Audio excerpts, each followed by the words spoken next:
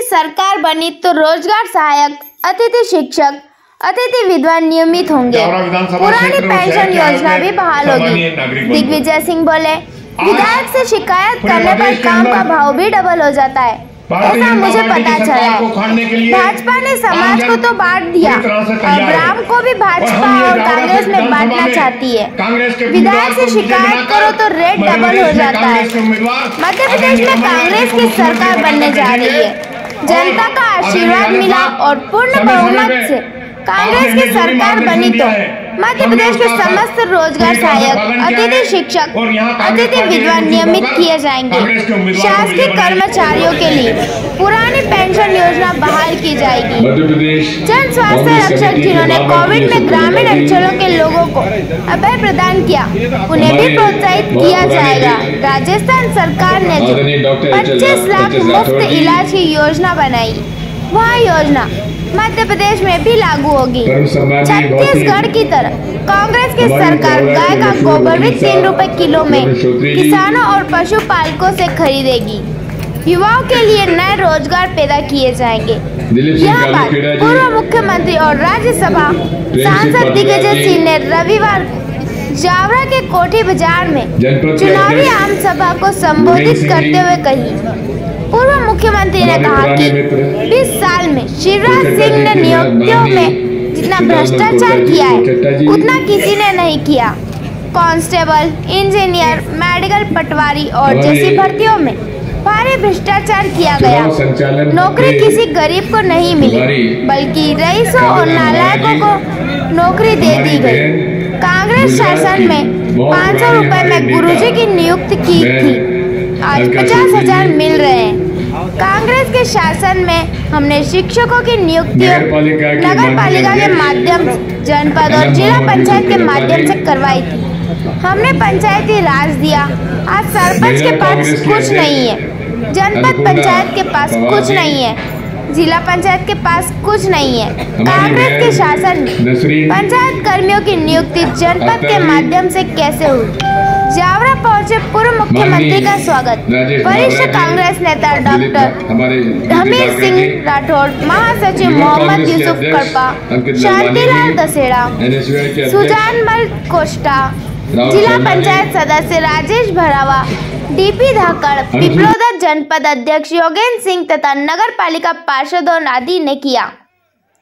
कांग्रेस प्रत्याशी वीरेंद्र सिंह सोलंकी ने स्वागत भाषण देते हुए विधायक डॉक्टर पांडे पर जमकर निशाना साधा। आम सभा में बड़ी संख्या में कांग्रेस कार्यकर्ता मौजूद रहे। क्या भगवान राम को भाजपा अवतरित करके लाई थी?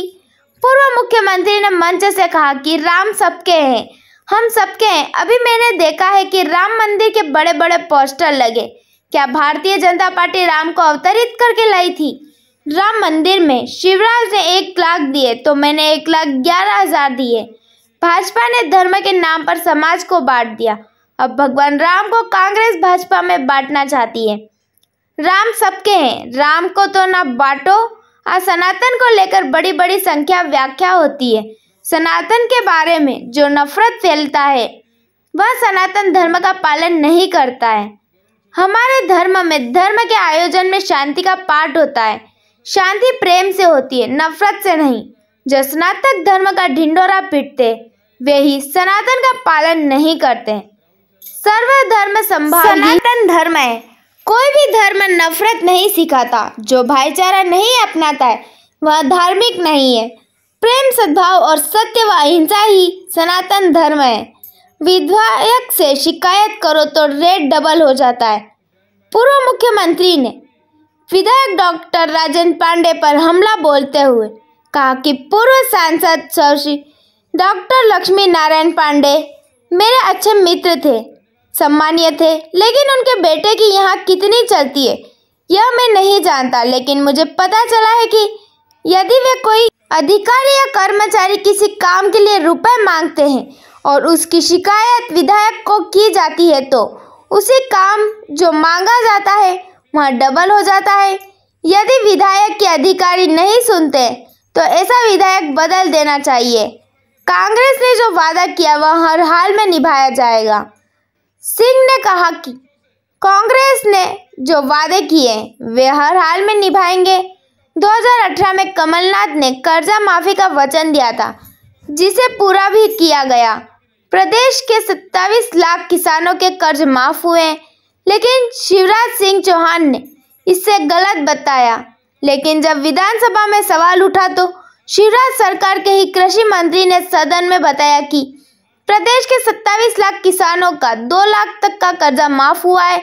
2014 से 2023 तक मोदी जी ने 25 लाख करोड़ रुपए का कर्ज बड़े लोगों के माफ किए, किसी भी गरीब मजदूर का माफ नहीं किया। चुनाव से 4 माह पहले ही याद आई लाडली बहना। पूर्व मुख्यमंत्री सिंह ने कहा कि प्रदेश में बीते 18 सालों से भाजपा की सरकार की थी, लेकिन चुनाव से ठीक 4 महीने पहले ही शिवराज को अपनी लाडली बहना याद आई। 18 सालों से क्या करा, सरकार सो रही थी। 18 सालों में लाडली बहना याद नहीं आई? क्या तक लाडली बहना नहीं थी? कमलनाथ और कांग्रेस ने यह वचन दिया कि यदि कांग्रेस की सरकार बनी तो प्रदेश की हर महिला को बगैर किसी शर्त के 1500 रुपये प्रति माह दिए जाएंगे। 500 रुपये में गैस सिलेंडर दिया जाएगा। कांग्रेस या भाजपा की सरकार बनेगी, निर्दलीय की नहीं। पूर्व मुख्यमंत्री ने मंच से निर्दलीय प्रत्याशियों पर निशाना साधते हुए जनता से कहा कि प्रदेश में या तो कांग्रेस की सरकार बनेगी या भाजपा की, किसी निर्दलीय की सरकार नहीं बनेगी। इसलिए मतदाता साथियों, यह फैसला आपको लेना है कि आपको किस पार्टी की सरकार बनाना है। यदि जावरा से कांग्रेस का उम्मीदवार वीरेंद्र सिंह सोलंकी जीतता है तो यह जीत कांग्रेस कार्यकर्ता की जीत होगी।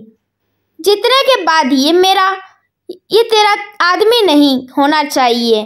अगर किसी ने तेरा मेरा किया तो उसका सबसे पहले मैं विरोध करूंगा। श्रोत्रिय बोले सभी आपके जयवर्धन जैसे कांग्रेस नेता वरुण क्षेत्रीय ने मंच से कहा कि जावरा से 6 लोगों ने टिकट मांगा था, सभी आपके जयवर्धन सिंह जैसे ही है। आप सभी को बैठाकर बात कर लेते तो ये मामला यहाँ तक पहुँचता ही नहीं। श्रोत्रिय की इस बात पर दिग्विजय सिंह ने भी उन्हें इस बात का एहसास कराने के लिए मंच से ही धन्यवाद भी दिया। सभा का लोकसभा प्रभारी अलका क्षत्रिय, ब्लॉक अध्यक्ष सुशील कोचट्टा, दिलीप राव मंडलोई, दिलीप सिंह चंद्रावत, प्रेम सुख पाटीदार, यास्मीन खान ने भी संबोधित किया। संचालन अभय सुराणा ने किया। आभार NSUI जिला अध्यक्ष राहुल शर्मा ने माना। राम सबके हैं, उनको राम को भी मत बांटो। तुमने समाज को बांट दिया, धर्म के नाम पर बांट दिया। अब भगवान राम को तो तुमसे कांग्रेस और भाजपा में मत बांटो।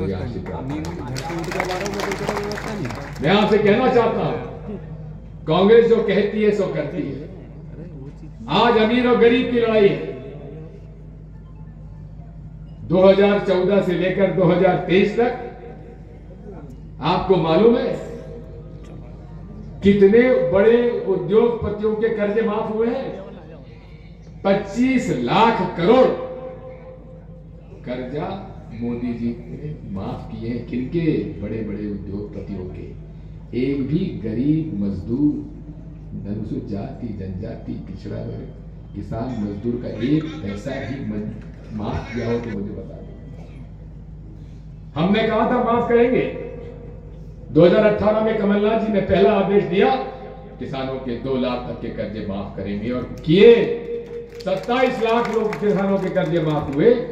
लेकिन झूठों के शहंशाह शिवराज सिंह चौहान, उन्होंने सरासर झूठ बोला कि एक का किसान का भी कर्जा माफ नहीं हुआ। लेकिन विधानसभा के अंदर उन्हीं के कृषि मंत्री ने जब प्रश्न पूछा गया तो कहा 27 लाख किसानों के कर्जे माफ हुए हैं। और शिवराज सिंह चौहान के चचेरे फुफेरे भाई का कर्जा माफ हुआ है। कितना झूठ बोल के कितना लोगों को गुमराह करोगे। मैं आपसे कहना चाहता हूं, क्या कारण है जब कांग्रेस आती है तो बिजली सस्ती हो जाती है और भाजपा आती है तो बिजली बढ़ जाती है। 10 साल तक 93 से 2003 तक 5 हॉर्स पावर की बिजली किसानों को माफ हमने करके दी कि नहीं दी, मुफ्त में दी कि नहीं दी, गरीबों के घर में उजाला एक बत्ती कनेक्शन करके हमने दिया कि नहीं दिया, पंचायती राज हमने दिया कि नहीं दिया, आपको अधिकार दिए कि नहीं दिए।